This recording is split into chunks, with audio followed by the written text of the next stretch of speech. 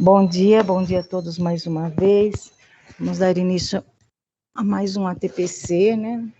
O último ATPC da Diretoria de Ensino do semestre. Então, hoje nós vamos estar falando um pouquinho sobre a FECESP, Formando Jovem Cientista, que envolve todas as disciplinas, todas as áreas. Então, a equipe do Núcleo Pedagógico vai estar falando um pouquinho com vocês sobre a preparação para o movimento Inova, que vai ocorrer no segundo semestre. Eu gostaria de chamar a Renata, que vai dar início aos nossos trabalhos. Bom dia a todos, sejam bem-vindos. Bom dia Ana, bom dia a todos, sejam todos bem-vindos. Eu sou a Renata, PCNP de Química, é um prazer enorme fazer parte dessa formação. Como a Ana acabou de dizer, a nossa TPC é sobre letramento científico e a FECESP. As PCNPs responsáveis por essa formação sou eu e a PCNP, minha amiga Vanessa, e com o apoio de todo o núcleo pedagógico e o NIT, que está sempre nos dando suporte pedagógico. Gostaria também de agradecer a nossa diretora do núcleo, Ana Helena, e a nossa dirigente Carla pela confiança do nosso trabalho.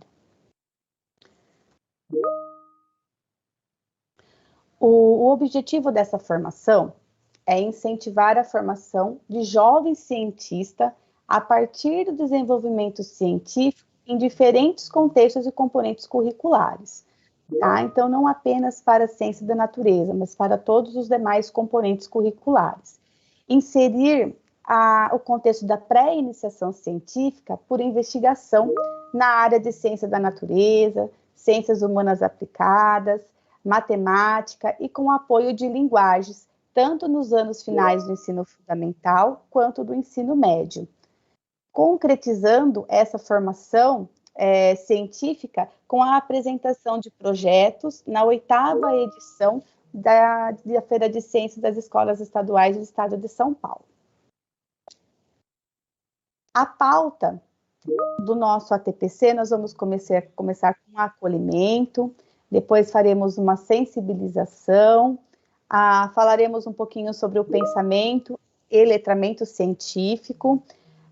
Depois a gente vai vir com a PCNP Vanessa, explicando sobre o regulamento da FECESP, o cronograma da FECESP, os projetos premiados do ano anterior, o ano de 2020 da FECESP, e a FECESP em todas as áreas do conhecimento, tá? E depois o encerramento. Os combinados para a participação, câmeras e microfones desligados, utilizar o chat para perguntas e comentários, a reunião está sendo gravada, aguardar os momentos de interação para pedir a palavra, quando for interagir, identifique-se, por favor. A lista de presença será elaborada através de coleta de participantes durante o ATPC e dos dados constantes do formulário de avaliação. Então, é muito importante que vocês façam a avaliação. Bom, então nós vamos começar com a nossa sensibilização. A nossa sensibilização, fizemos uma analogia com um dos estágios do ciclo da borboleta. Então, não sei se todos conhecem quais são os estágios, então só para entender um pouquinho, a borboleta, ela tem 4 estágios, tá? Em cada estágio, a forma, o habitat, o comportamento da borboleta pode variar. Pode variar tanto que às vezes a gente acha que são 4 indivíduos diferentes, sabendo que é apenas um único indivíduo, né? E quais são esses estágios? Então, começa do ovo nasce a lagarta, da lagarta forma-se a crisálida, e da crisálida surge a linda borboleta. E essa última transição, que é da crisálida para a borboleta, que nós faremos a analogia. Então, eu vou ler com vocês esse trechinho sobre a crisálida, e depois nós vamos falar um pouquinho sobre isso. Crisálida. É tempo de voar e superar as crisálidas. Como no voo das borboletas, em que cada indivíduo, sendo simplesmente colabora para a manutenção de um equilíbrio. Ou, como no movimento browniano, onde as partículas se movem aleatoriamente. Somos partes de um todo que desconhecemos. Tão importante quando abandonar o tempo de lagarta para se fechar em crisálida e ter motivação para libertar-se da crisálida e alçar o grande voo. Tá? Então, nós colocamos a imagem da borboleta saindo da crisálida. Quando observamos o voo das borboletas, na primavera, por exemplo, no momento em que há várias borboletas em um bosque ou em pequeno jardim, nós observamos que elas se deslocam aleatoriamente. Elas se movimentam aleatoriamente como se fosse no movimento browniano. Então, o movimento browniano é exatamente isso, quando as partículas se movem aleatoriamente. Então, por isso essa comparação. Nós, seres humanos, por sua vez, muitas vezes nós repetimos esses movimentos do voo das borboletas, nos movimentando aleatoriamente sem saber onde a gente está indo, né? O conjunto de indivíduos isolados em si mesmo, que juntos, mas não unidos, promovendo uma dança da evolução, como o da borboleta. Talvez nós nos demos conta dessa simples complexidade, mas ao observar e assimilar as aparências, podemos usá-las para muitas reflexões. Quantas metamorfoses acontecem na mente durante o amadurecimento do ser humano? Qual é o sentido da vida? Por que ainda estamos aqui sem entender, sem ter esse entendimento? Será que os filósofos que nós temos hoje na nossa TPC, adoradores do saber, que dedicam suas vidas aos questionamentos acerca das existências universais, em algum momento se veem diante de uma evidência que lhes ameniza a angústia dessa investigação? A solidão contemporânea, o isolamento social que estamos vivendo, a ilusão das relações puramente virtuais, a velocidade das horas, contribuem para uma aceleração, um start das metamorfoses mentais? Há mais borboletas em voo ou mais lagartas se enclausulando? Estamos desequilibrando ou mantendo a junção social que promove a dança coreografada? A natureza é sábia, talvez por isso que a maioria dos filósofos adoram tanto. É preciso, gente, questionar as interferências desse aspecto individualista e solitário da evolução humana na sociedade. Se as distrações proporcionadas pela tecnologia e materialismo estão dissipando o tempo desse momento da metamorfose mental, ou se essas ferramentas podem colaborar para o salto gigantesco entre a lagarta e a borboleta. Contudo, através dessa sensibilização, precisamos ter motivação para libertar-se da crisálida e alcançar o grande voo. Além disso, vamos também auxiliar, orientar os nossos alunos, fazendo com que eles também se libertem de suas crisálidas e consigam voar, mas com um norte, para que eles não se percam no voo. Então, nós utilizamos essa analogia para comparar as crisálidas, as nossas crisálidas e as crisálidas dos nossos alunos. E começamos falando um pouquinho sobre qual a diferença entre alfabetização científica e letramento científico. Então, muitas vezes a gente pergunta, é a alfabetização científica que fala ou letramento científico? Qual que é a diferença? Vamos voltar lá no início da nossa vida acadêmica. Tomamos conta do contato com a ciência e seus procedimentos, quando a gente inicia a nossa vida acadêmica. E com o tempo, como estudante, vamos aprendendo a observar fenômenos que nos aproximam de forma crítica. E aí surge o letramento científico. Ou seja, a alfabetização científica,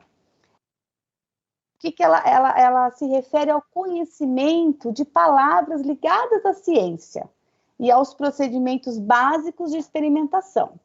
Já quando nós pensamos No letramento científico, nós estamos pensando numa pessoa letrada cientificamente. Ela sabe ler, ela sabe escrever, ela cultiva práticas sociais que envolvem a ciência. Isso inclui observar e classificar os fenômenos dentro de um contexto. Então, o letramento científico, de forma geral, é a compreensão dos conceitos científicos e habilidades de aplicá-los. Essa é a diferença da alfabetização científica e do letramento científico. Dentro do letramento científico, existem algumas habilidades e capacidades que ajudam o estudante a desenvolver o seu letramento. Nós falamos que são 3 competências científicas. Quais são? Identificação, comunicação e avaliação. A identificação é saber identificar questões científicas que envolvem o reconhecimento que podem ser investigadas cientificamente, incluindo as palavras-chave. A segunda competência é a comunicação, que é comunicar e explicar fenômenos cientificamente, demonstrando conhecimento do mundo, incluindo a descrição ou explicação científica dos fenômenos. Demonstra uma compreensão de mundo com base no ponto de vista científico. Nesse caso, o aluno, o estudante, ele aplica conhecimento científico adequando a uma situação específica. Mas para conseguir explicar, para conseguir comunicar, tem que ter embasamento. E aí surge a terceira competência, que é a avaliação. A avaliação é avaliar as evidências científicas, avaliar a informação que chega à conclusão baseada em provas científicas. Com isso, essas 3 competências mostram que o estudante entende as descobertas científicas como uma evidência que fundamenta uma afirmação.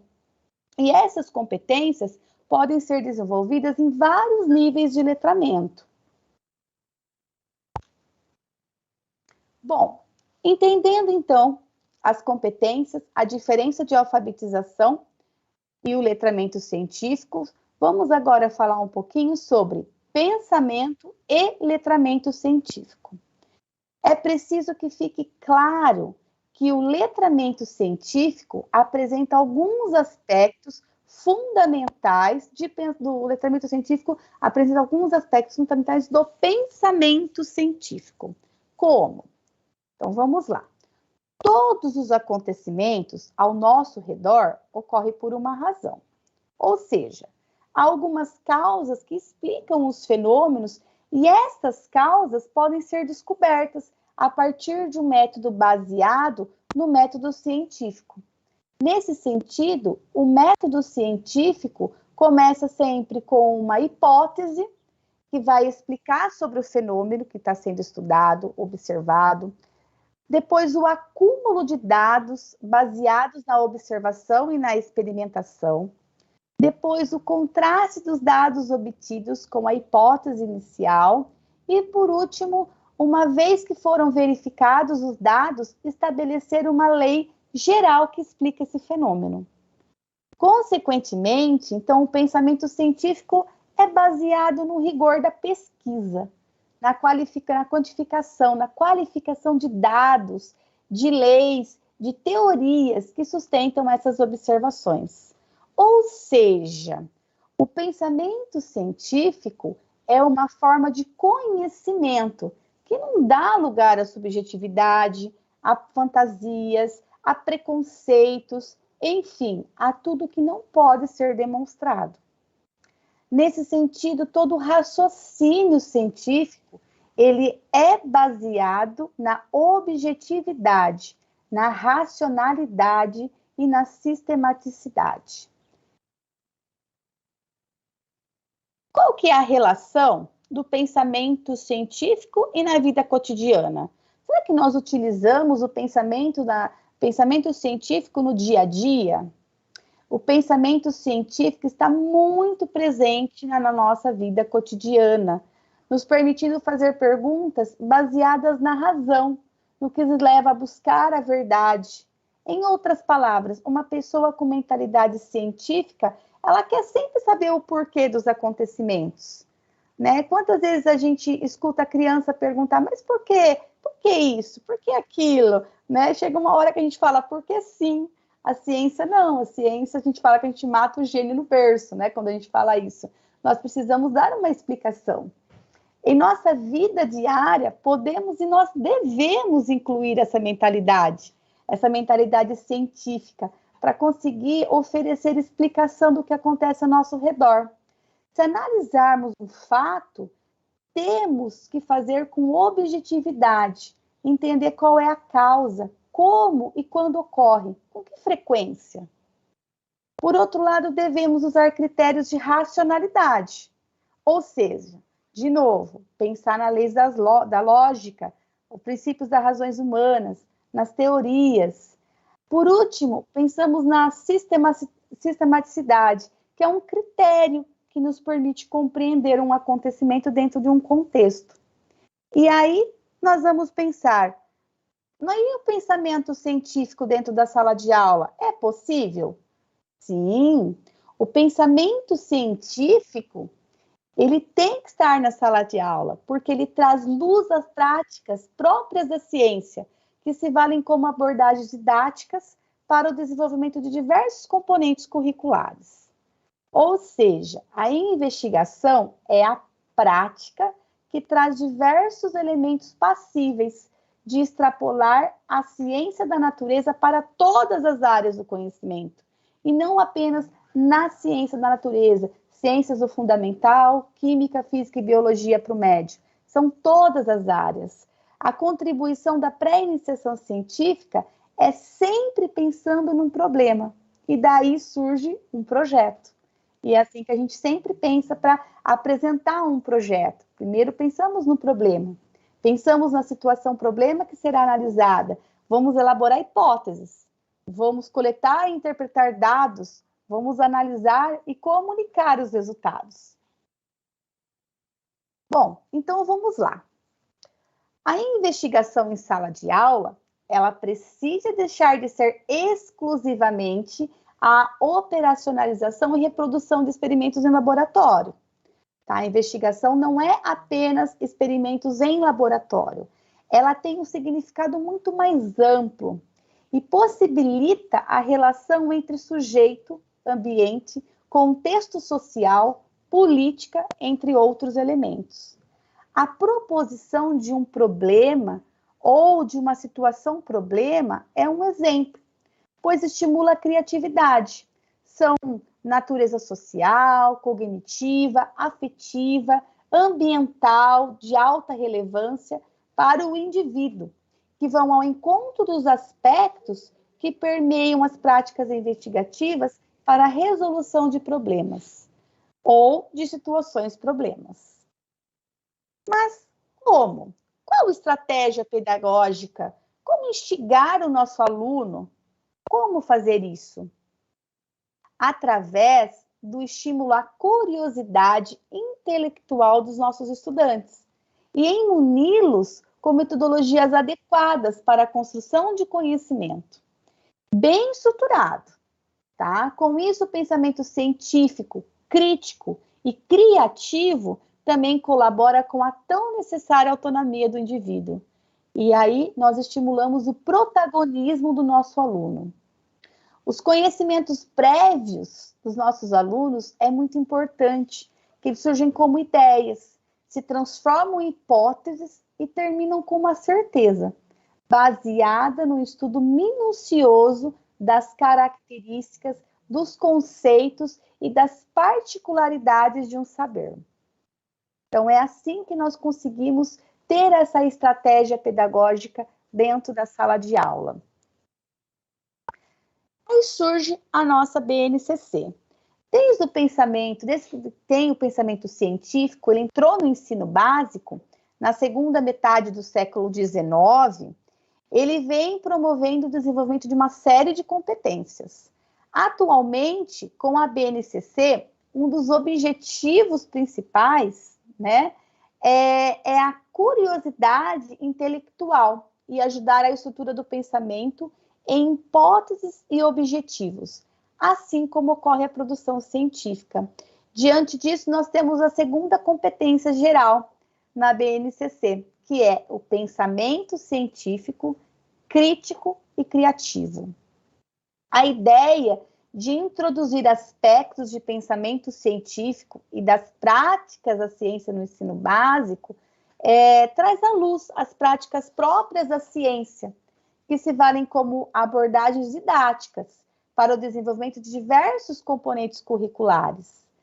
Estas características de abordagem investigativa vêm de maneira harmônica ao encontro com essa competência da BNCC, pois, ao lançar um olhar, uma ideia e submetê-la à investigação, é um processo de análise crítica da sua validade. Do grande conjunto das práticas próprias da ciência, que se valem como abordagens didáticas para o desenvolvimento de diversos componentes curriculares. Essas características de abordagem investigativa vêm de maneira harmônica, não podemos esquecer disso, vem de uma maneira harmônica em encontro dessas competências da BNCC.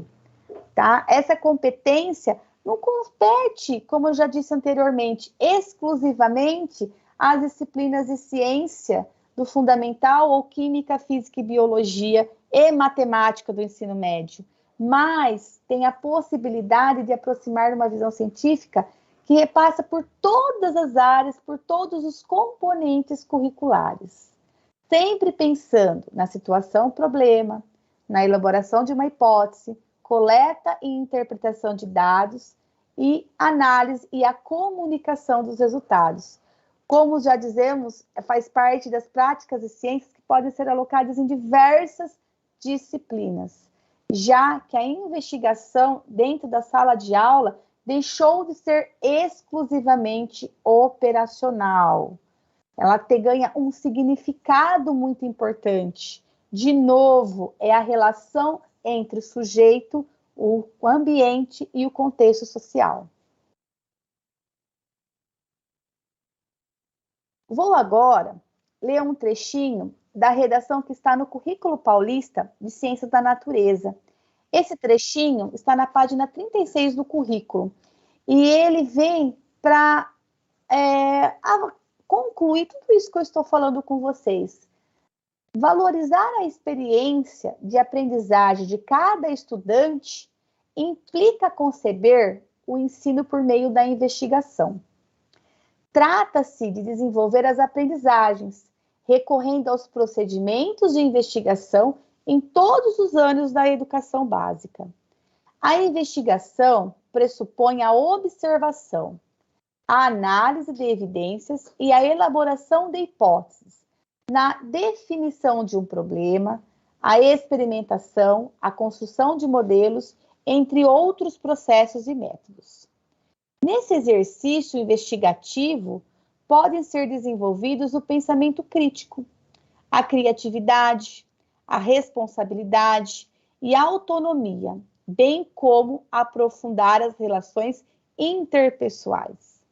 O estudante experimenta, pesquisa, levanta hipóteses científicas, testa essas hipóteses, aprende a problematizar, argumenta e olhar criticamente para todos os fenômenos, sejam eles naturais ou sociais, para si mesmo e para o outro. Então, é um trechinho que está lá no nosso currículo paulista em Ciências da Natureza. E aí? Mas só tem em Ciência da Natureza? Não, nós acabamos de ver que ele passa por todas as áreas. Então, para mostrar para vocês, eu também vou ler um trechinho que está lá em Ciências Humanas, tá? Na página 366 do currículo paulista. E em Ciências Humanas fala o seguinte: na educação básica, o ensino das ciências humanas indica caminhos para o desenvolvimento de explorações sociocognitivas, afetivas e lúdicas, procedimentos de investigação, um pensamento ético, criativo e crítico, resolução de problemas e interfaces com diferentes linguagens, sejam elas orais, escritas, cartógrafa, estética, técnica, entre outras, de modo a propiciar aos estudantes possibilidades para interpretar o mundo, compreender processos e fenômenos sociais, políticos, econômicos, culturais e ambientais, e propor ações de intervenções a partir da sua realidade. Ou seja, né, concluindo tudo isso, a proposição de um problema ou de uma situação problema é a porta de entrada para que a investigação ocorra dentro da sala de aula, independente do curricular, independente do componente curricular. Em uma área de desinformação que estamos vivendo hoje, com uma quantidade enorme de notícias que disputam nossa atenção, e todo segundo o perigo das fake news nas tomadas de decisão do nosso dia a dia. Os nossos estudantes, eles precisam aprender por meio do desenvolvimento desta e das demais competências, para ter uma visão mais plural, uma visão mais sólida de como o mundo é ao seu redor. Os estudantes, utilizando a investigação, utilizando o pensamento científico, têm a possibilidade de se aproximar de uma visão científica, que perpassa todas as áreas do conhecimento e está na base dos saberes que fazem parte do processo de aprendizagem desse aluno. É, portanto, uma aproximação de um processo acadêmico, utilizando esse letramento científico, fazendo a construção do conhecimento dentro da sala de aula. Isso apresenta um convite que incentiva os estudantes a olharem para os problemas do mundo, elaborando estratégias e planos de ação. O processo de resolução de problemas, a partir de uma abordagem investigativa, pretende levar o nosso estudante a ultrapassar apenas conhecer e compreender os conhecimentos. Nós vamos conseguir libertá-los de suas crisálidas, que nós falamos no início, para possibilidades do uso da sua criatividade. Mas, se dá errado o nosso resultado, e se der algum problema, como encarar o erro? O erro, na iniciação científica, é uma parte muito importante na construção do saber. E não deve ser tratado de forma excludente, uma vez que pode atuar como uma fonte rica de informações para a compreensão do conhecimento. Como diz Lukács, Lukács afirma, o erro não é fonte de castigo, mas um suporte para conhecimento. E para concretizar tudo isso que eu disse, despertar no estudante essa formação científica, vamos conhecer a FECESP, vamos entender como funciona essa FECESP, vamos tentar enviar os projetos para a FECESP. E agora eu passo, então, a fala para a minha amiga PCNP de Física, Vanessa. Van, é com você. Bom dia. Bom dia, Van. Bom dia, pessoal. Eu sou a Vanessa, PCNP de Física. É um prazer estar aqui novamente com vocês, com os professores da área de Ciências Humanas. Nós prosseguimos, então, esclarecendo sobre os documentos necessários, o cronograma, as informações detalhadas da 8ª FECESP. Pode passar, Rê, por gentileza? Então, a 8ª edição da FECESP, que é a Feira de Ciências das Escolas Estaduais de São Paulo. Os professores e os estudantes são os protagonistas da FECESP, todos têm papéis e responsabilidades bem definidas. O propósito, a meta da feira é estimular e promover a formação de estudantes da rede estadual de ensino no âmbito, então, das ciências da natureza, humanas e sociais aplicadas e matemática, inserindo-os no contexto da pré-iniciação científica. Pode passar, Rê? Por isso, toda essa fala inicial da PCNP Renata. Isso. É uma ação voltada para a formação, a divulgação e a promoção da cultura científica. Ela visa o desenvolvimento de projetos, então, de investigação de pré-iniciação científica e dos desafios matemáticos, eles estão juntos. da educação básica. É a elaboração de um projeto científico com apoio e orientação de um professor orientador, desenvolvendo as habilidades e construindo conhecimentos reportados no pensamento científico, tudo ligado, então, ao que foi falado, promovendo, então, as reflexões político-existenciais. Tudo isso favorecendo a construção de atitudes e valores de tal forma que a ação esteja voltada para o contexto histórico-social, no qual a escola e a comunidade do entorno estejam inseridas. Sabemos, né, que um projeto científico, ele leva todo um processo de desenvolvimentos por etapas. Então, pensemos nesse momento em projetos em andamento. Mas para quem estiver começando, ótimo, vamos desenvolver aí ao longo do ano. Pode passar, Rê, por favor. A FECESP, ela fundamenta-se em 3 etapas no processo de aprendizagem, todas previstas no currículo paulista, quando pensamos lá em anos finais e primeira série do ensino médio, e no currículo do Estado de São Paulo para a segunda e terceira série do ensino médio. Quais são essas etapas? Então, atividades com participação ativa de estudantes, com comprometimento e envolvimento e análise diante da situação problema explorada. Outra etapa do processo de aprendizagem é desenvolver temáticas que dialoguem com o contexto da escola, com a realidade do estudante. E, por fim, observações que não se limitem a experiências demonstrativas ou laboratoriais, mas que também envolvam as percepções do mundo real, em que a participação e o registro feito por estudantes sejam relevantes.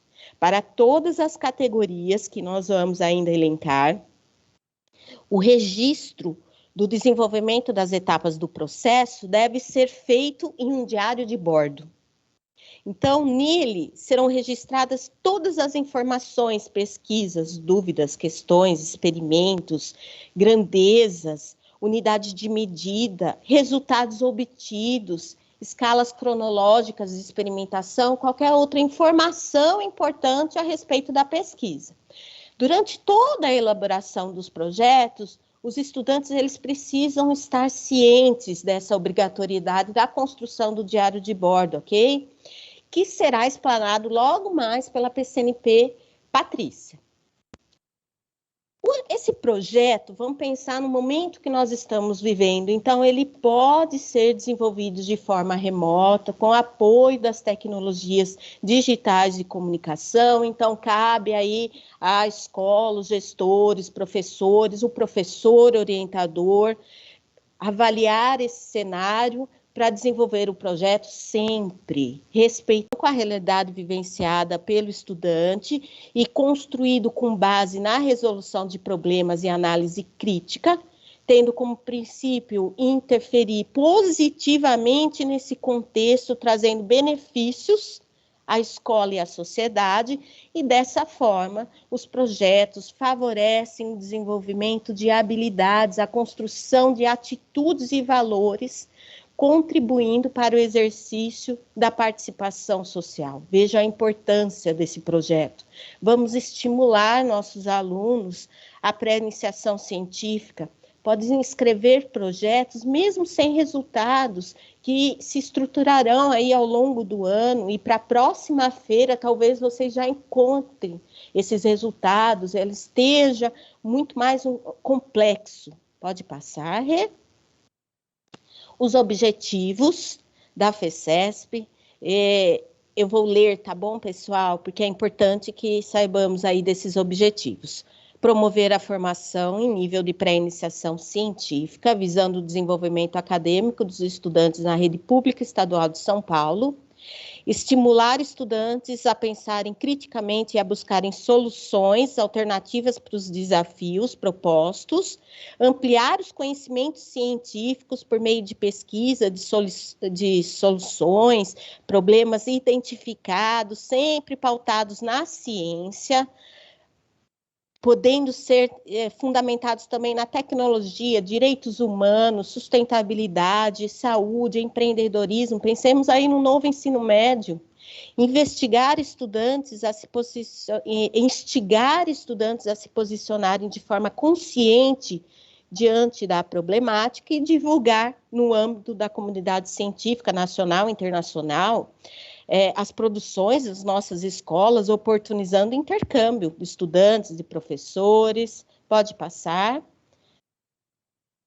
Temos 3 categorias divididas em 2 sub. Então, as categorias Ciências da Natureza, Humanas e Desafios Matemáticos. E a subcategoria para Júnior, estudantes de 6º, 7º e 8º ano. E Master para 9º ano, 1º, 2º, 3º do ensino médio. Pode passar, por gentileza.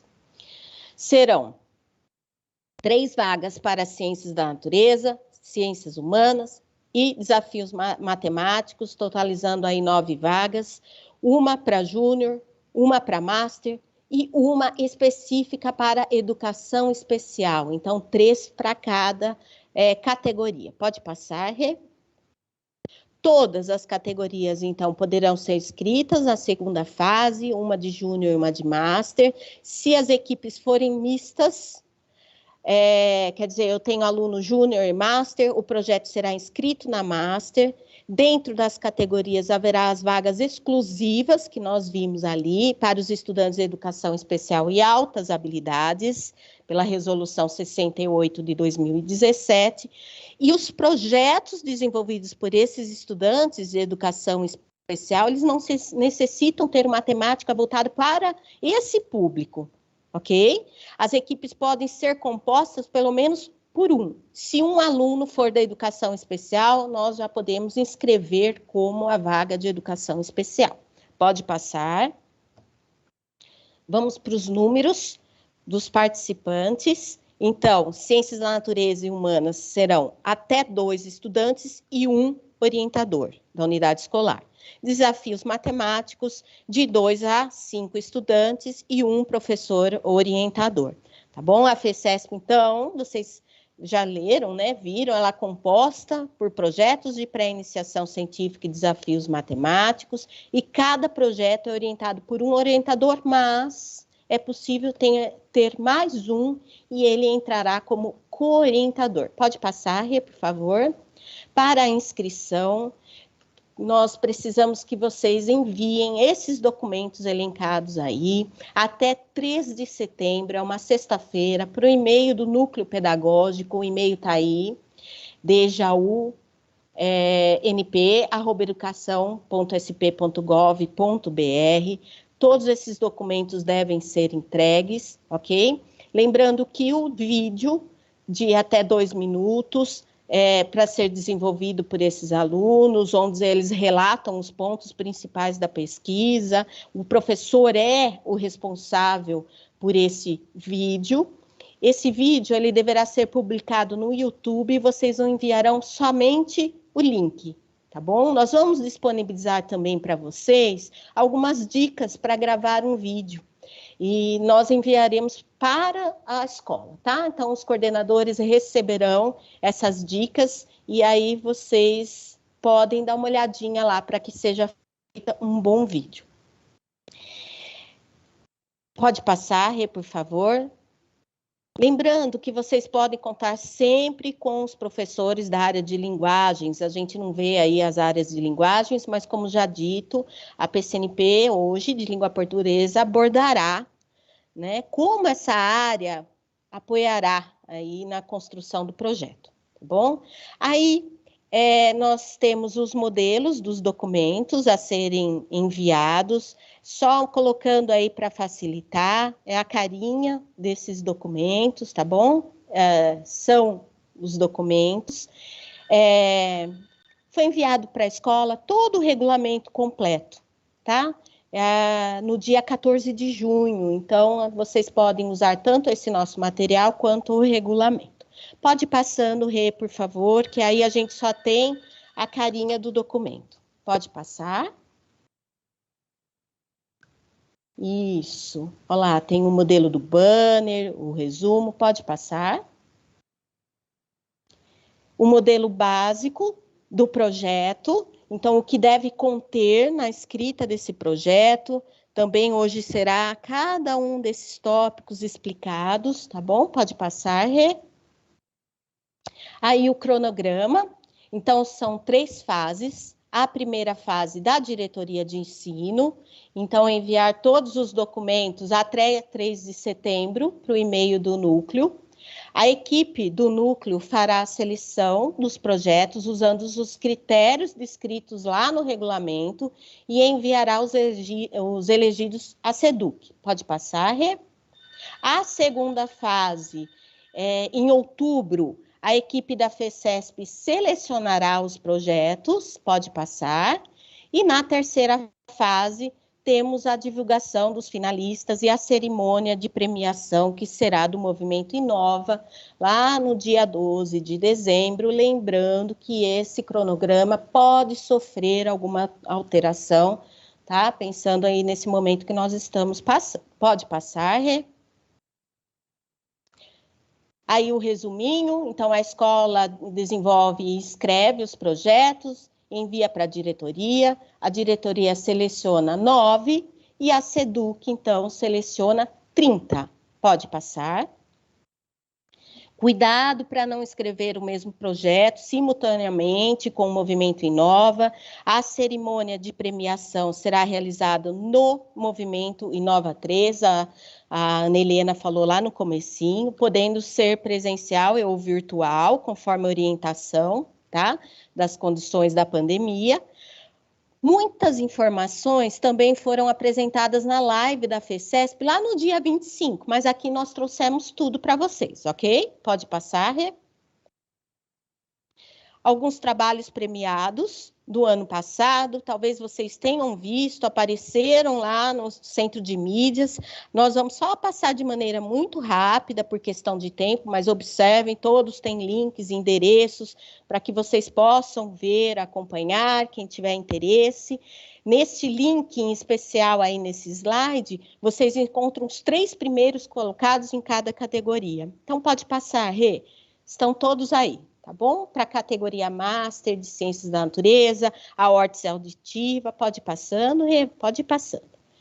A categoria Júnior de Ciências da Natureza e Inteligência Artificial no Combate à Covid, pode ir passando. A Master de Ciências Humanas, um aplicativo, pode passar. A categoria Júnior de Ciências Humanas, hoje o Alessandro vai conversar um pouquinho com vocês sobre isso, fala de uma ação social, também com apoio de um aplicativo, pode passar. Desafios matemáticos, pode passar. Foi interessantíssimo, eles calcularam a cobertura de uma quadra, da escola deles, usando conceitos matemáticos, pode passar.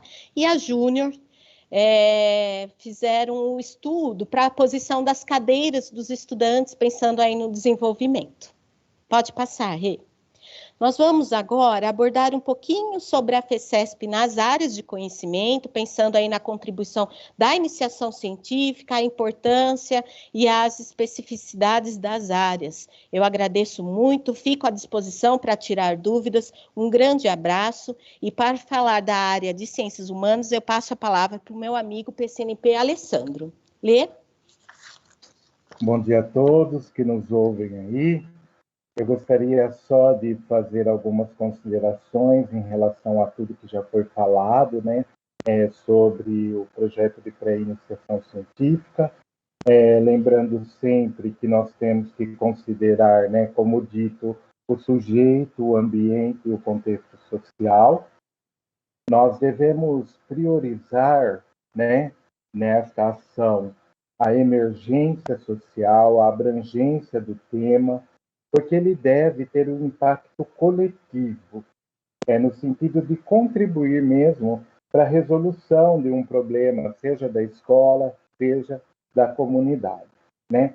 E o professor deve sempre estar aliado aos referenciais da pesquisa, né?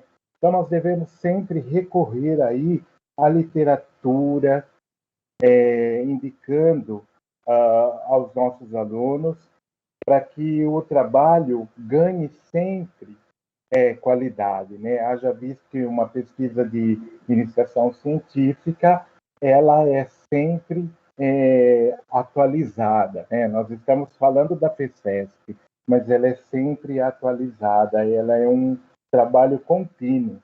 Então, se puderem estabelecer parcerias com professores, com as universidades, para trabalhar aí o tema que vocês ou têm, né, já em processo, ou se vão começar essa ação da pesquisa, da iniciação científica.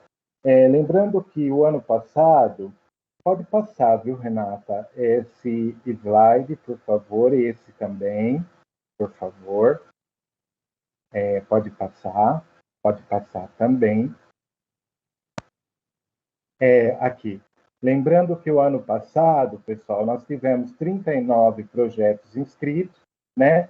Os nossos temas aí, que eles são relacionados aos referenciais da Secretaria, são as relações de gênero, a educação, inclusão, meio ambiente, sustentabilidade, tecnologia e cidadania, memória, relações étnico-raciais e saúde e qualidade de vida, certo? Então, são essas as considerações que eu tinha a fazer diante do que foi colocado no embasamento teórico da professora Renata e depois a continuidade dele pela professora Vanessa, tá? Finalizo aqui a minha fala, né? E passo a palavra para a professora PCNP Ana Benini. Bom dia a todos, estão me ouvindo? Sim, Ana, perfeito. Tá certo. Bom dia, eu sou Ana Lúcia Benini, PCNP de Biologia, e hoje nós vamos conversar um pouquinho, então, sobre a FECESP na área de Ciências da Natureza. Pode passar, por gentileza. Então, a FECESP, na área de Ciências da Natureza, ela vai envolver os campos de pesquisa, né, relacionados com a física, a química, a biologia e as ciências, e ela vai aproximar o ensino de ciências da natureza ao desenvolvimento da ciência por meio da investigação. E esse processo valoriza principalmente a curiosidade, o protagonismo dos estudantes, a problematização. Pode passar, por gentileza. E aí, qual que é a importância da pré-iniciação científica, né? Então, a gente propõe que o aluno observe o mundo à sua volta e faça perguntas, analise situações, né? Identifique problemas e planeje essas investigações, propor hipóteses, propor soluções, explicar fenômenos. Então, a pesquisa é o resultado de um processo investigativo em que a principal tarefa é resolver problemas, sanar dúvidas, descobrir o inusitado. A problematização do ensino permite ao estudante observar, analisar, inferir, diagnosticar e experimentar os fenômenos, deixando de lado uma visão superficial da ciência, e aí ele traz uma visão mais concreta do saber. Pode passar, por gentileza. E aí, quais seriam os benefícios dessa pré-iniciação científica para os estudantes, né? Primeiramente, a gente vê o protagonismo. A pré-iniciação científica, ela proporciona ao estudante ser sujeito da aquisição do conhecimento e auxilia no entendimento da ciência como um conjunto, uma forma de organização de conhecimentos a favor da descoberta de soluções, e como um processo pelo qual o homem se relaciona com a própria natureza e a sociedade. A pré-iniciação científica também melhora o rendimento e engajamento escolar, pois os estudantes se sentem motivados a buscar o conhecimento, indo ao encontro do seu projeto de vida.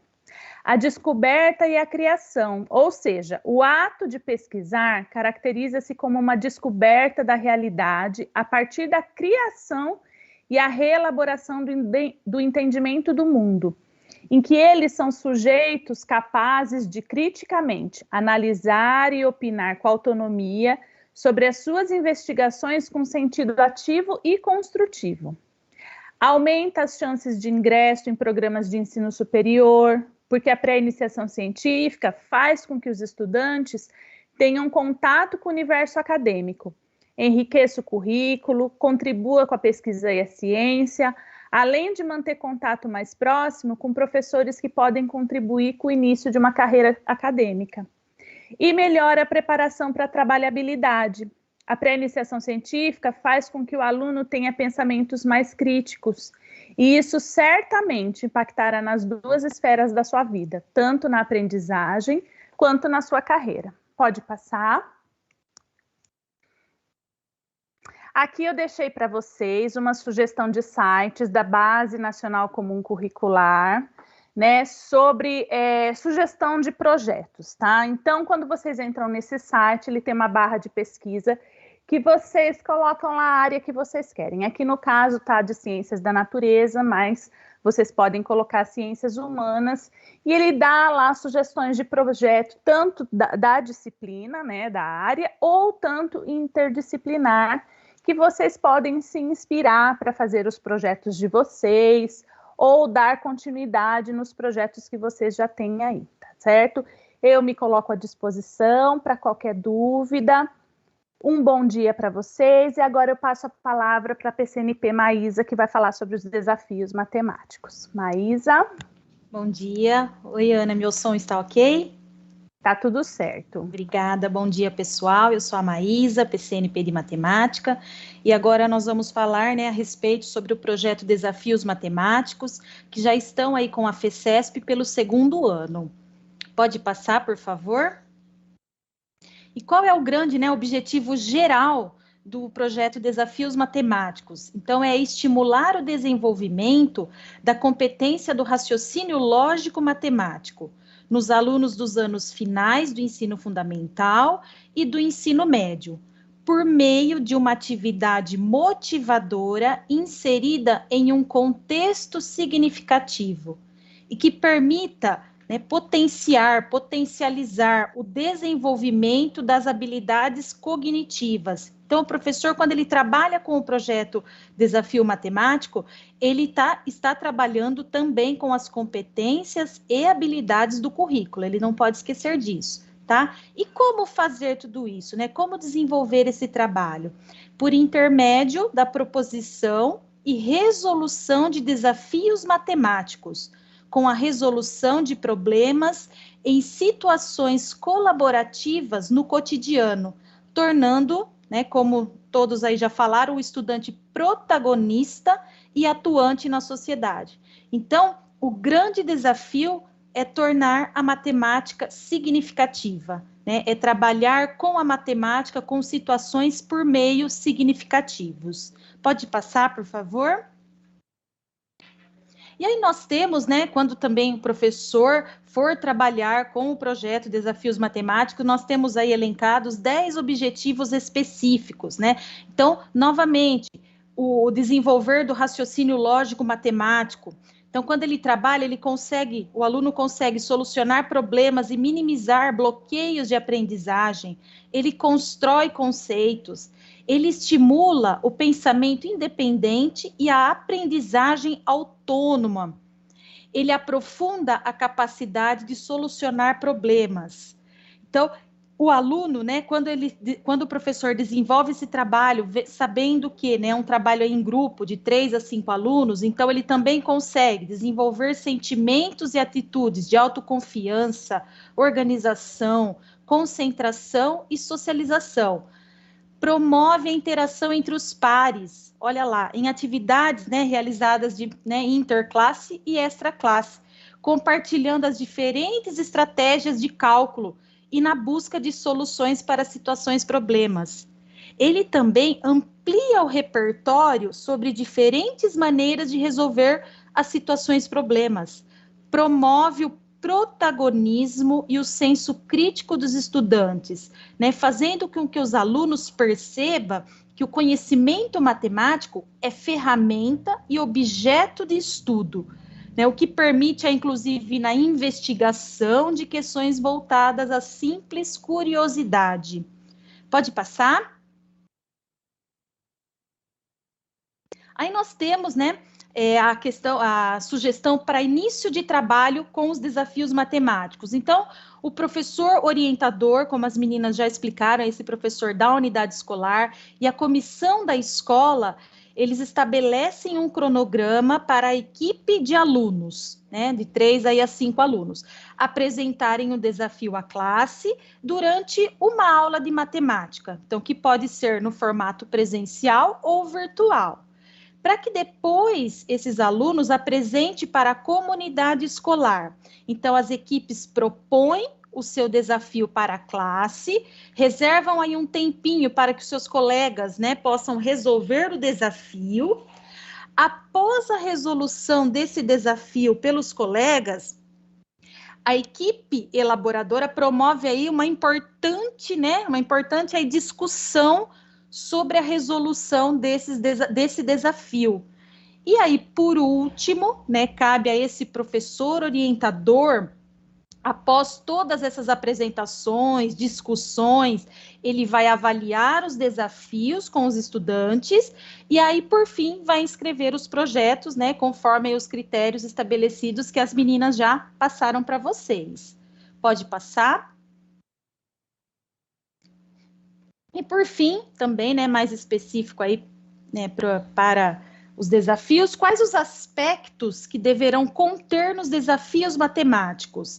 Então, o projeto, né, ele deverá conter os conceitos matemáticos, ele deve estar coerente com o conceito matemático proposto lá no desafio, e também ele deve constar todas as etapas do pensamento matemático, certo? Então, aqui eu deixo aí, eu fico à disposição, caso tenha alguma dúvida, e eu passo a palavra para a PCNP Ana Lúcia.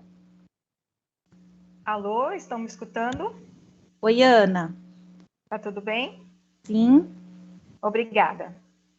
Bom dia a todos, eu espero que todos estejam bem.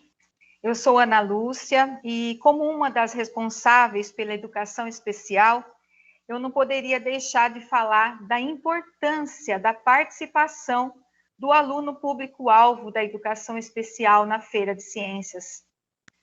Nós temos que levar em consideração toda essa diversidade que existe no nosso contexto educacional.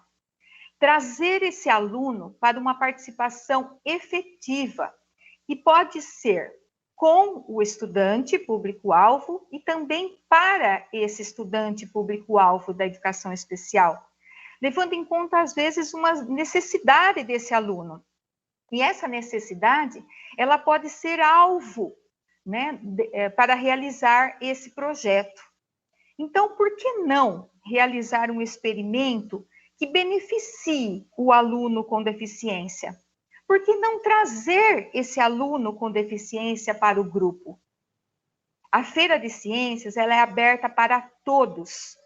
E essa cultura inclusiva atende a todos os estudantes, respeitando as suas particularidades e as suas singularidades. Por favor. Aqui, novamente, só citando para vocês, né, a gente já falou muito sobre isso, qual é o nosso público-alvo da educação especial, quais são esses estudantes? Então, são os estudantes com deficiência, entra aí todas as deficiências, auditiva, física, intelectual, múltipla, visual, os estudantes TEA, né, transtorno do espectro autista, e também os estudantes com altas habilidades e superdotação. A participação desses alunos é de extrema importância, tanto para eles, proporcionando uma oportunidade para que eles façam pesquisas, participem de ações em grupos ou individualmente. Para nós, professores, é uma oportunidade de aprender com essa diversidade, e principalmente para os alunos que não têm deficiência, pois terão a oportunidade de garantir a participação de seus colegas e aprender com essa diversidade. Nós temos que também, né, lembrar dos professores, os professores especializados das salas de recursos, que podem contribuir muito para a participação efetiva do nosso público-alvo. Por favor. E aqui, né, os tipos de trabalhos que poderão ser inscritos. São todos aqueles projetos que estão relacionados com a realidade vivenciada pelos estudantes, sempre construídos com base na resolução de problemas, na análise crítica, e o princípio de tudo isso é interferir positivamente no contexto, trazendo benefícios à escola e à sociedade.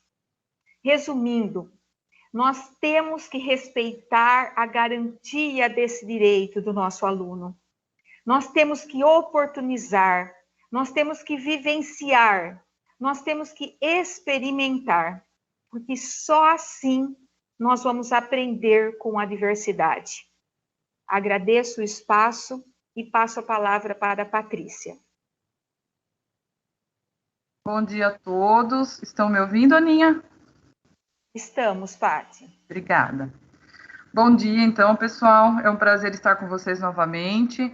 Sou a Patrícia, PCNP de Língua Portuguesa, e vou falar um pouco com vocês hoje sobre os gêneros textuais solicitados na FECESP. Pode passar.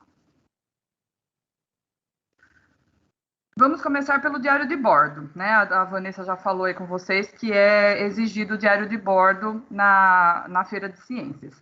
Então, na FECESP ele é obrigatório para todas as categorias, porque ele vai trazer o registro do desenvolvimento de cada etapa do projeto. E ele será solicitado aos participantes selecionados. Pode passar, por favor. Mas o que é, então, um diário de bordo, né? No âmbito pedagógico, o diário de bordo é um instrumento que serve para registrar todas as atividades desenvolvidas em um determinado projeto. O diário de bordo, ele deve indicar todas as informações que forem pertinentes ao processo de desenvolvimento do projeto, como, por exemplo, registros de datas, locais, descobertas, indagações, testes, ideias, opiniões, reflexões e também os resultados, né? Então, esses registros, eles devem ser precisos e, como o próprio nome diz, é um diário, né? Por isso, ele deve ser preenchido ao longo de todo o trabalho, trazendo as anotações, rascunhos e qualquer ideia que possa ter surgido no decorrer do desenvolvimento desse projeto. Pode passar, por favor. A importância do diário de bordo, né? Então, é por meio do diário de bordo que é possível analisar todo o processo de construção da aprendizagem por parte do aluno. Então, é por isso que ele deve ser algo a ser elaborado, né, montado, pensado durante todas as etapas da pesquisa. Ele é um instrumento indispensável para a credibilidade de uma pesquisa científica. Ou seja, a autenticidade de uma pesquisa fica bastante evidente quando nós lemos um diário de bordo que seja bem documentado.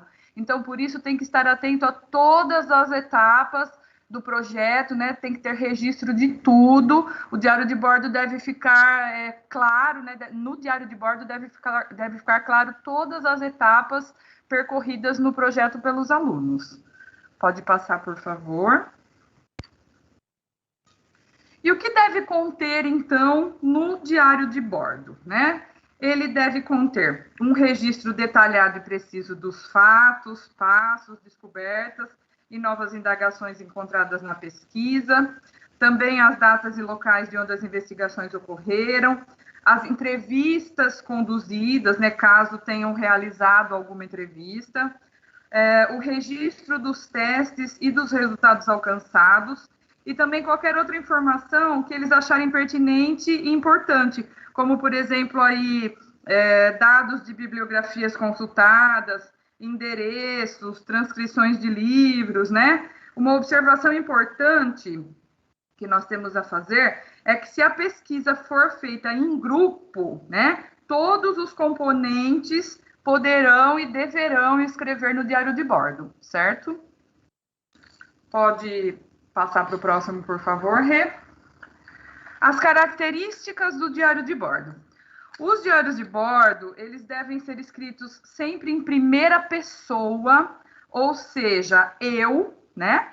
E no caso do projeto ser feito em dupla ou em grupo, deve ser usado o nós, né? Primeira pessoa do plural.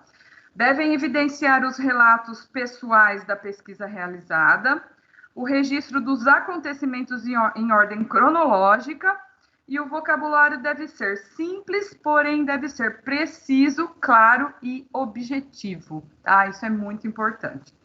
Uma dica que eu gostaria de deixar para vocês aqui em relação ao diário de bordo é que existe um aplicativo chamado e-diário de bordo, tá? Então, é um aplicativo muito bacana, fácil de usar, que permite compartilhar informações e interagir em tempo real com todos os envolvidos no processo. Então, caso o projeto seja feito em grupo, ele facilita bastante isso, porque todos podem interagir, tá? Então, esse aplicativo permite ainda que o usuário faça registros escritos, que anexe arquivos, fotos, e ainda é possível também gerar um relatório em PDF, tá? De tudo que foi registrado aí ao longo do processo. Então, esse arquivo pode ser compartilhado e também pode ser impresso, tá?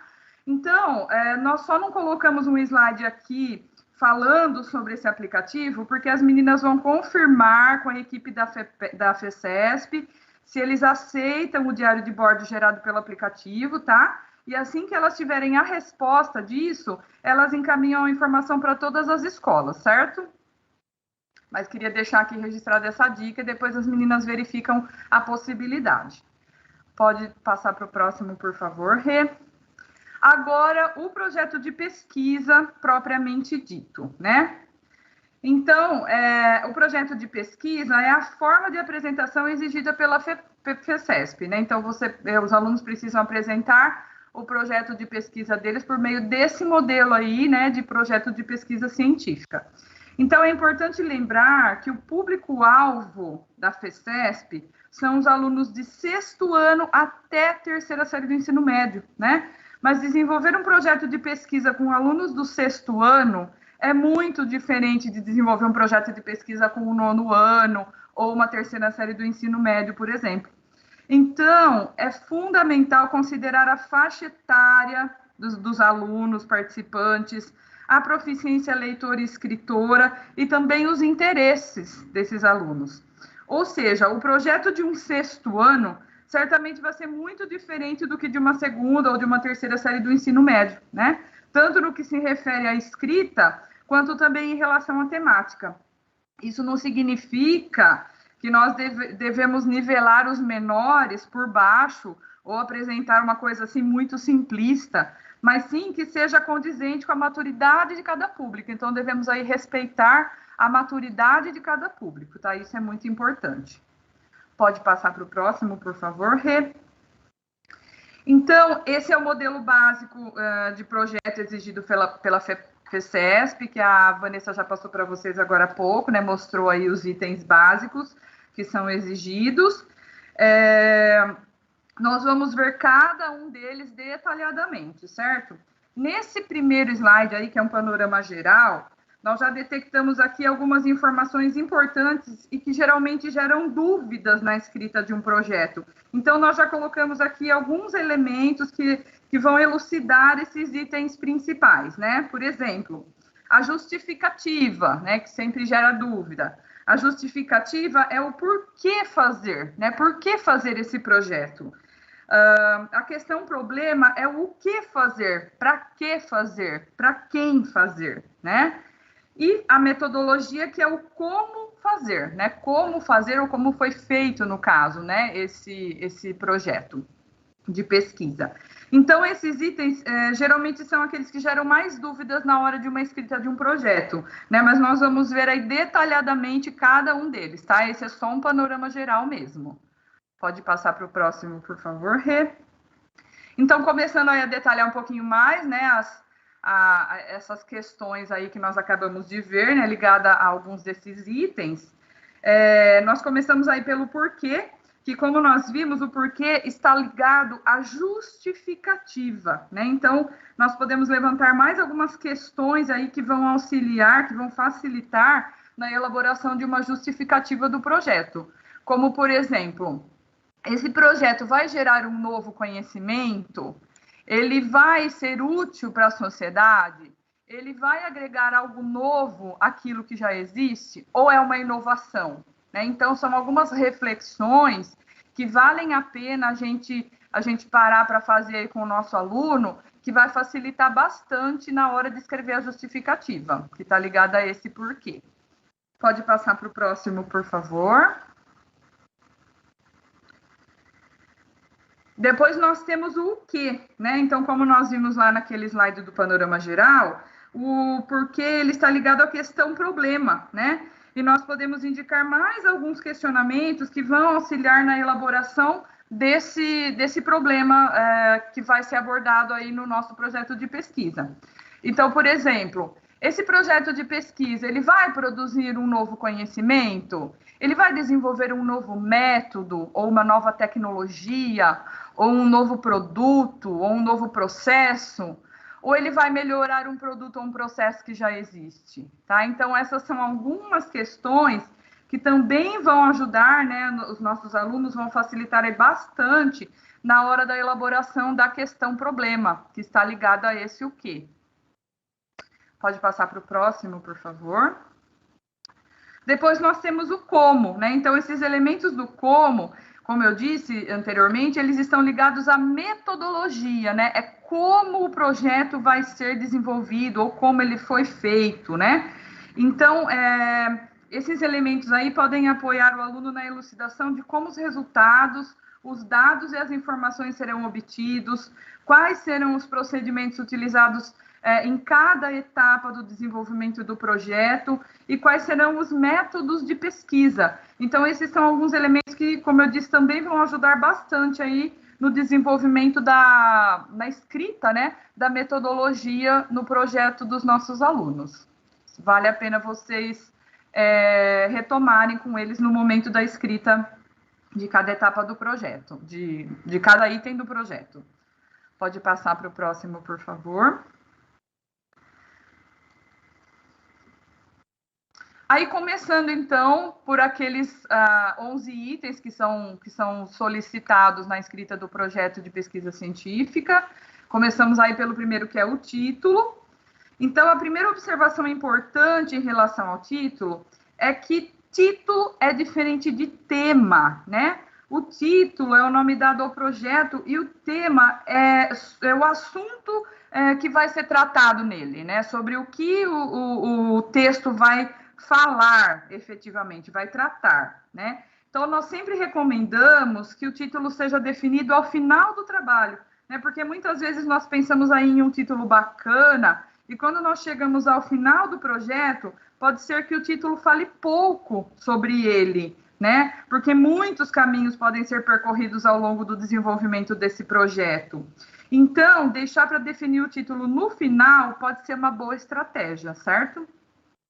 Então, ele deve também identificar o trabalho realizado de forma concisa e objetiva, ele deve ser atraente, chamar atenção, deve ser o mais preciso e sintético possível, ou seja, é sempre mais recomendado que se evite títulos muito longos e rebuscados, né? O ideal é que o título tenha em torno de 10 a 12 palavras, que seria uma coisa aí que ficaria bacana, certo? Pode passar para o próximo, por favor, Rê. Depois nós temos o resumo, né? Então, no resumo deve descrever em aproximadamente 200 palavras, ou seja, de forma bem concisa, bem objetiva, o trabalho que foi realizado pelos alunos, contendo o motivo da realização desse trabalho, a metodologia que foi utilizada nele, os principais resultados e as principais conclusões obtidas ao longo de toda a observação, né? E deve conter até 5 palavras-chave, que nós já vamos ver já no próximo slide o que são essas palavras-chave, certo? Então, o resumo, ele deve seguir esse padrão de layout aí, tá? Essa imagem foi tirada do regulamento da FECESP, inclusive. Então, como vocês podem observar, não deve ser utilizado espaço demarcando o parágrafo inicial, né?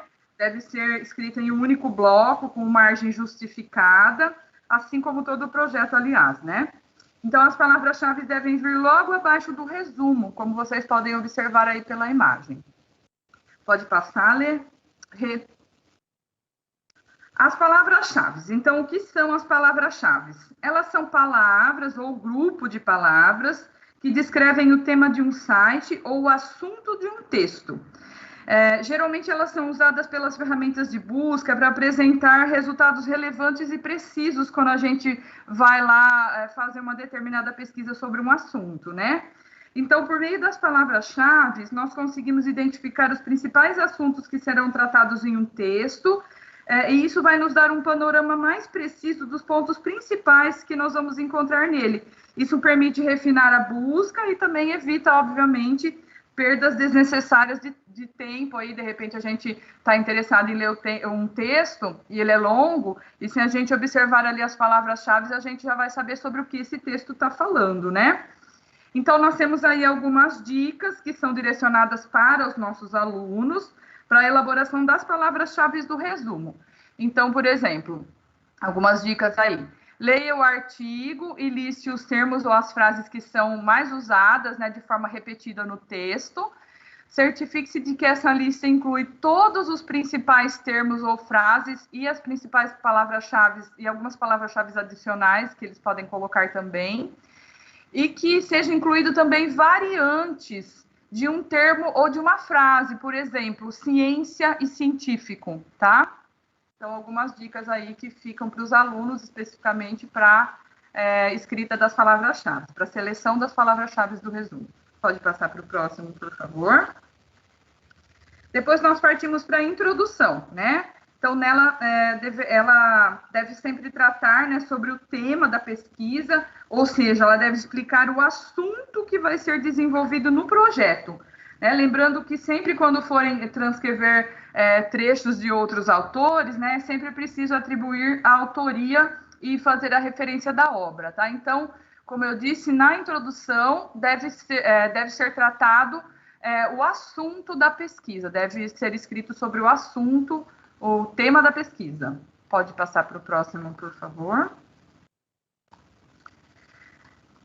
Aí, então, nós temos uma subdivisão aí desse slide anterior, né, falando ainda sobre a introdução. Como eu disse, na introdução deve conter o tema da pesquisa, mas então como que eu vou fazer isso, né? Como que eu vou falar sobre o tema da pesquisa na minha introdução, né? Então, nessa etapa, o aluno deve responder a uma pergunta, né? O que eu pretendo abordar no meu projeto de pesquisa científica? Então, a introdução deve conter isso, né? Ela deve abordar o tema, ou seja, o assunto que vai ser tratado na pesquisa.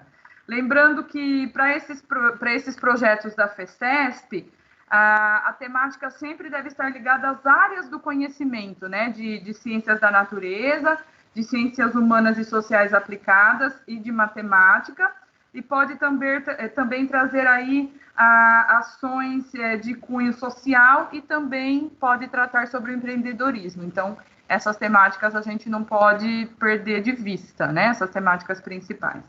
Então, nesse momento, também é importante delimitar o tema, ou seja, qual vai ser o foco da nossa pesquisa.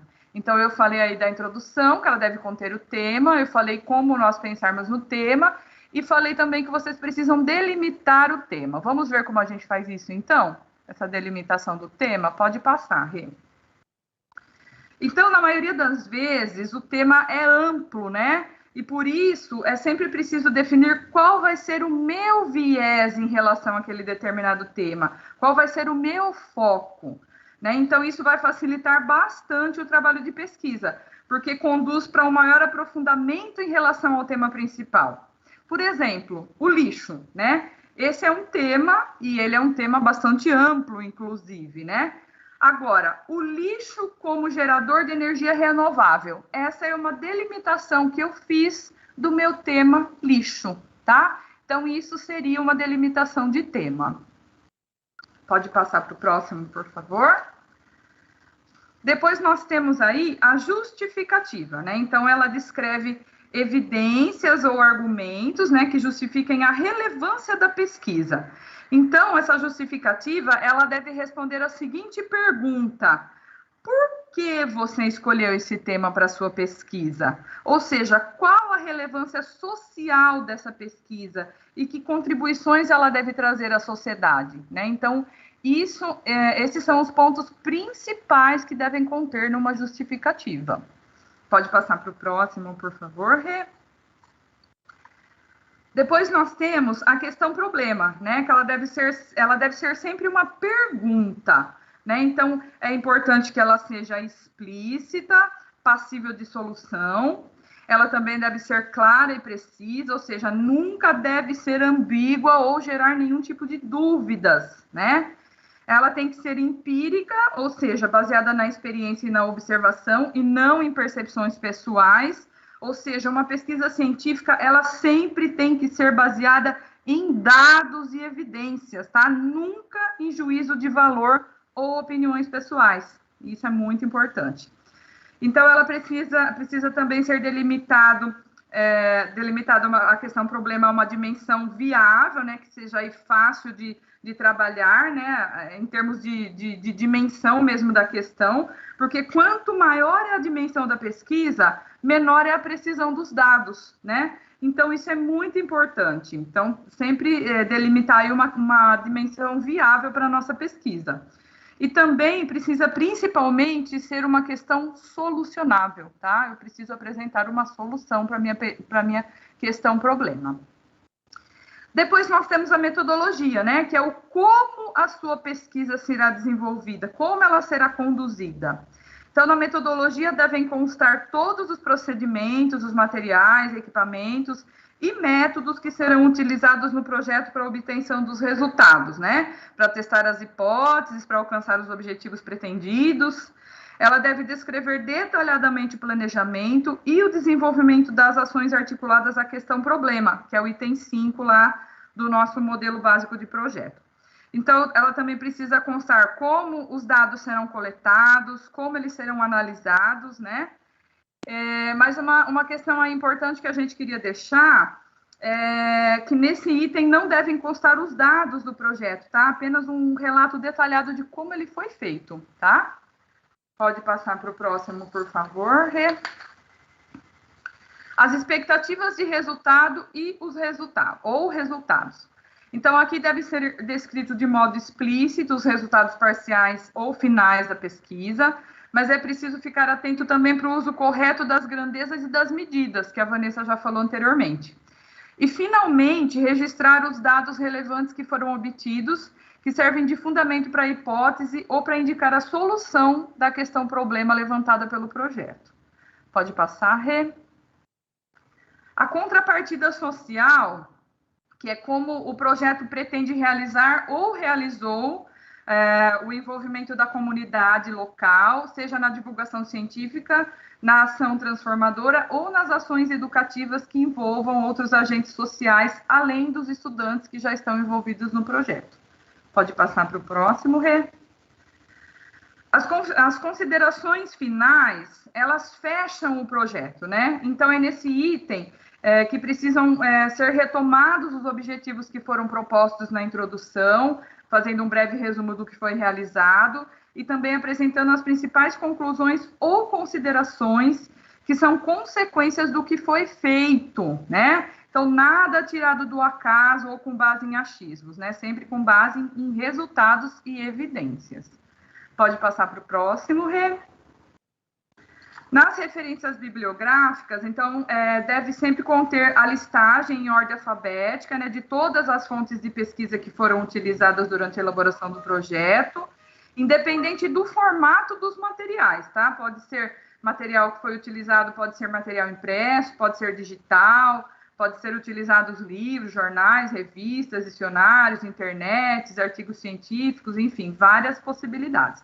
Mas, independente do tipo de material que foi utilizado, é absolutamente necessário que tudo seja citado nas referências, tá?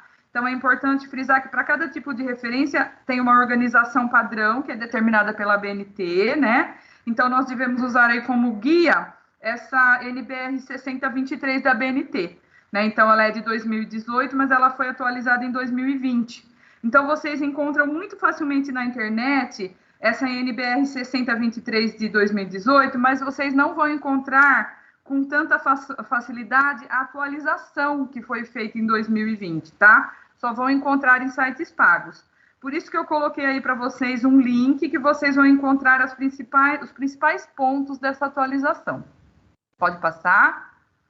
Então, aí algumas possibilidades de fontes de pesquisa, né? Livros, sites, artigos de internet, revistas científicas e outras possibilidades. Pode passar, por favor, Rê.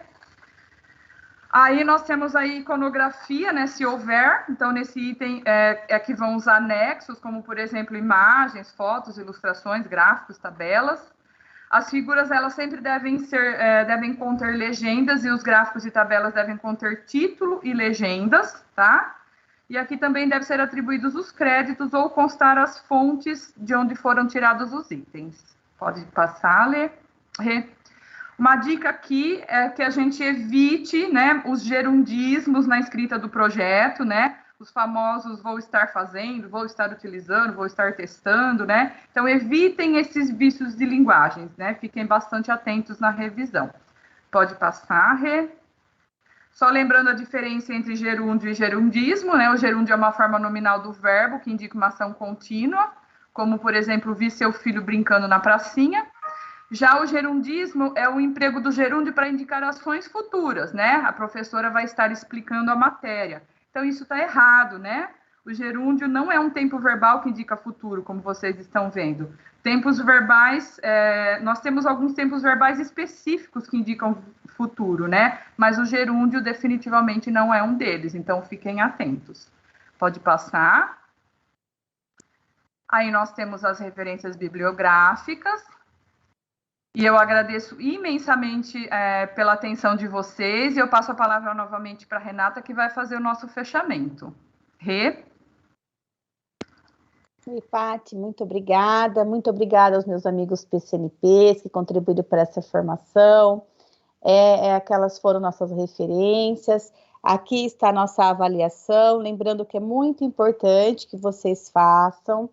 Agradeço a todos pela presença, estamos à disposição para eventuais dúvidas, principalmente quanto à FECESP. E para encerrar, vou ler uma mensagem da Marie Curie, nossa grande cientista.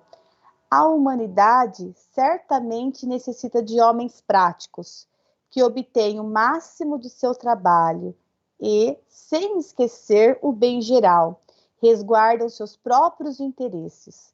Contudo, a humanidade necessita também dos sonhadores, para quem o desenvolvimento desinteressado de um empreendimento é tão cativante, que lhes torne impossível cuidar dos seus próprios interesses materiais. Mais uma vez, muito obrigada pela presença de todos e tenham um ótimo dia.